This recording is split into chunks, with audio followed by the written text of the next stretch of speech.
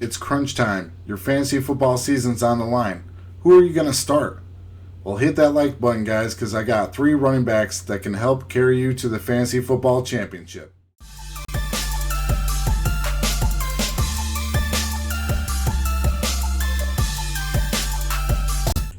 Welcome to Fantasy Headliners, guys. I'm your host, Ryan O'Connell, and I'm in the beautiful Draft.com studio. If you're not familiar with our sponsor, Draft.com hosts a wide variety of best ball leagues. And basically what that means, you're going to draft a team and forget about it. Your best scoring players are automatically going to be started from you. There is some strategy involved for that.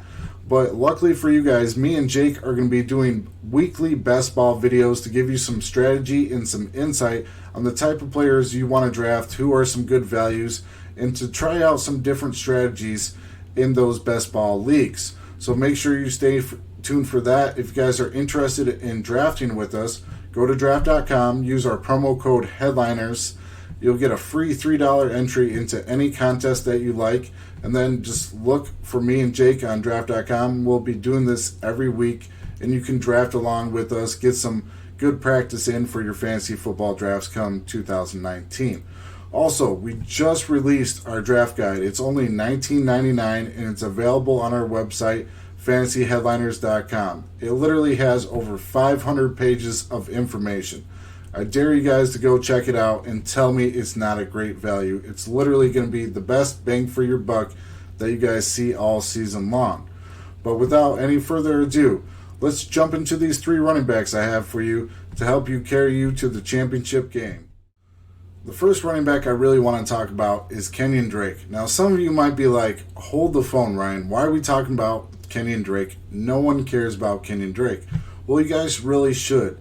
He's definitely an undervalued asset for you guys in your 2019 fantasy football drafts. He's got a current ADP in the 4th round, so this is going to be an RB2 for you guys on most of your teams. And he's providing tons of value just based on his average draft position in 2019. But if we look forward to his playoff schedule, he's got a very favorable playoff schedule, which is going to mean he's going to be able to maximize that productivity and help you carry you to the championship games. And that's what we really want. When it's crunch time and your players have to be clutch and really perform for you, you want those easy matchups to really maximize their productivity. So before we dive into that, I want to just touch on a few facts for Kenyan Drake. Now, in 2018, on the limited amount of touches that he received, Kenyan Drake only averaged 10.8 touches per game. Now, that's pretty limited. But on that limited amount of touches, he was able to finish 13th among all NFL running backs in evaded tackles with just under 4 per game. He finished in 7th in juke rate at 34.7% and 10th in yards per touch at 5.8 yards. Now, to dive in a little bit deeper, he also has the ability to stay on the field when they're trailing. Not a lot of running backs have that pass catching ability, but Kenyan Drake is phenomenal when it comes to pass catching. On those limited amount of touches, once again, he was able to finish 12th among all NFL running backs with 73 targets. He finished 13 in receptions and 12th in receiving yards in 2018. I mean, this is just phenomenal efficiency for you guys for your running back too. And if we look at his strength of schedule that he has for the fantasy football playoffs, which is going to be weeks 12 through 16, that's where we're really focusing on, because the majority of leagues aren't going to hold their championship game in week 17. If your league does, I apologize, it's not ideal, but weeks 12 through 16 is where we want our players to be at full stride and really producing for us. So in week 12, Kenyan Drake goes against Cleveland, who was allowing 20.6 fantasy points to the running back position in 2018. Followed that up in week 13, he has Philadelphia, who was allowing 17.6 points to the running back position. Now, the Philadelphia defense is pretty stout. They're definitely no slouch. One thing they were really susceptible to in 2018 is passes to the running back out of that backfield. Now, Kenyan Drake fits that T to the mold, which is going to help his floor and ceiling stay pretty high even against a pretty stout defense. In Week 14, he faces the New York Jets, who allowed 18.9 points per game to the running back position. And if we look at Weeks 15 and 16, which is the game before and your championship game, he just gets some juicy matchups. I'm talking about a ribeye steak juicy matchups. First, he goes against the New York Giants, and that defense is just frankly horrendous, allowing 21.5 points to the running back position in 2018, and they didn't do much to really improve that. And then you follow that up by the filet mignon, delicious matchup against the Cincinnati Bengals for your championship game, who was allowing 24.4 points per game to the running back position. I mean, these are the type of matchups you want your running back to have when it's playoff time. When it's crunch time and they really need to perform, Kenyan Drake has some ideal matchups, and he can come in clutch for you guys. So don't overlook him, especially at that 4th round ADP value. You're not really paying that much of a premium to draft a running back in the 4th round, and he's going to have RB1 upside if his usage increases to 15 to 18 touches per game. I mean, we saw what he was able to do on that limited amount of touches, and if you scale that up a little bit, he definitely has RB2 floor with RB1 upside. So it's definitely someone I'm targeting for my drafts in 2019. The second running back I really want to talk about is LeVeon Bell. And there's a lot of concern and uncertainty surrounding LeVeon Bell, and rightfully so. I mean, he took all last year off to basically rap and party it up. So a lot of people are worried, is he going to be ready to go come week 1? I mean, he's got to get acclimated with a new team, learn their playbook, build that team chemistry, not to mention all the conditioning drills he has to do to get himself back in NFL shape. So there's definitely some concern there. And if you look at his strength of schedule for the first 8 weeks of the season, there are definitely no cakewalks. So I definitely see LeVeon Bell starting off the season slow. So why are we really talking about LeVeon Bell as a playoff contender? Well, here at the Fantasy Headliners, we're going to look at him as like buying a used car. We're going to let someone else go out, pay the hefty price, and once they get frustrated, they're going to want to get rid of it and sell it at a very discounted price. And that's where we seize this opportunity. He's going to be a buy low candidate for us halfway through the season. It's someone I'm paying attention to, because if he starts off the gate slow and doesn't produce at the elite level where he's getting drafted at, owners might be frustrated and be willing to sell him at a discounted price. And that's where you swoop in, steal him, and then let him carry you to the fantasy football championship, because he's got some ideal matchups, and one I really want to highlight. So before we get into that, let's take a look at weeks 12 through 16. Now, in week 12, LeVeon Bell starts it off going against the Oakland Raiders, whose defense is frankly horrible ever since they traded away Khalil Mack, and we saw how much of a difference that's really made. In 2018, they allowed 21.3 points per game to the running back position. Follow that up by the Cincinnati Bengals, who I already spoke about as being a horrible defense, especially in terms of allowing points to the running back position, averaging 24.4 points per game. Follow that up again by another premium matchup against Miami, who allowed 22.7 points per game to the running back position. And this is where it gets kind of iffy.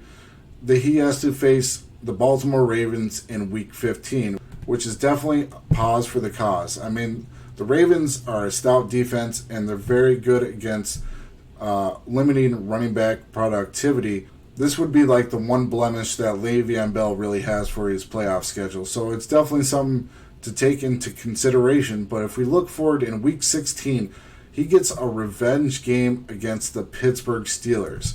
I mean, there's not a better matchup I want for my running back. Is his old team, who didn't want to pay him a contract, said he wasn't worth the money, and kept franchise tagging him to the point where he literally took off a whole year just to hold out to prove that he's worth the money. Now, the Pittsburgh Steelers are already allowing over 17 points per game to the running back position. You add in that revenge factor, and I promise you, Le'Veon Bell is going to give the New York Jets every dime of the dollar they spent on him during that game. And that's what I really want during my championship game, a revenge game, extra motivation. Yeah, Hashtag sign me up. I'm just a little bit excited about that game, so it's definitely something to consider. Like I said, the one blemish he does have is the Ravens. It's something to keep in mind. But if you're getting him as a discounted running back, a buy low candidate, which we're trying to do here at the Fantasy Headliners, he could be your RB2 or even your RB3, depending on what you traded away to secure him halfway through the season. Now, the third running back I really want to talk about is James Conner. There's a lot of hate, or maybe it's just uncertainty surrounding James Conner. A lot of people aren't as high on him as they were in 2018, and I really don't get it, guys. I mean, he was the steal of the season last year. You guys basically got him for free, a lot of you did, and he finished the season as the 7th best running back. Not to mention, he had 40 red zone touches and finished the season with 13 touchdowns. He was able to finish as the RB7 while facing stacked boxes over 33% of the time. I mean, this is just elite type talent that you're getting in the second round with James Conner. Now, I get that there's a little bit of concern with Jalen Samuels coming in and cutting into that workload, but James Conner wasn't really known for that pass-catching ability, and what I see Jalen doing is just coming in to give James Conner a breather and keep those legs fresh for the playoff push for the Pittsburgh Steelers. And if we look at the Pittsburgh Steelers as a whole, they lost LeVeon Bell, they lost Antonio Brown. So later in the season, weeks 12 through 16, when it really matters to us, they might be fighting for playoff contention a lot earlier in the year. So that leads me to believe that James Conner is going to get a lot of usage, a very heavy workload, and that's prime time for us. That's definitely something we want out of a running back. Not to mention, he probably has the most favorable strength of schedule of all the running backs in the NFL come fantasy football playoffs times. If we dive into this a little bit deeper, if we take a look at his schedule, he gets Cincinnati week 12, followed up by the Cleveland Browns, who allowed over 20 points per game, followed by the Arizona Cardinals, who were the worst against the running back position last year, allowing 25.7 points per game, followed up by the Buffalo Bills, who allowed over 21 points per game to the running back position, and the New York Jets, who are kind of middle of the pack, but still allowed over 18 points per game to the running back position. Now, what do you notice here, guys? There's literally no red flags. He's got some definitely juicy matchups, and the only, I guess, concern is the Jets in the championship game, who's definitely a middle-of-the-pack defense when it comes into terms of allowing points to the running back position. Like I said, he has the best strength of schedule for all running backs come 2019, and it's definitely something that I think a lot of people are overlooking because they're more focused on Jalen Samuels and how he's going to affect James Conner's role moving forward. So this is just some food for thought, some nice tidbits of information on some players you might have overlooked or overthought, like, well, they don't really have the value I'm looking for. Well, when it comes to playoff time and it really matters the most, these are players that you're going to want to target. So that's going to wrap it up for us today here at the Fantasy Headliners. If you guys found this information beneficial, make sure to smash that like button. Like I said earlier in the video, our draft guide did just go live. I highly suggest you guys go check that out. For $19.99, it's going to be the best bang for your buck, and it's really going to get you ready for your 2019 drafts. There's just so much information in there. There's even DF articles that I wrote that are going to help you become a better DFS player, more successful DFS player, and I definitely take a lot of pride in my work. So if you guys are interested, go check that out at fantasyheadliners.com. If you're interested with drafting with me and Jake for those best ball leagues, go check out our sponsor at draft.com. And as always, I appreciate you guys watching. So until next time, I'm your host, Ryan O'Connell, signing out.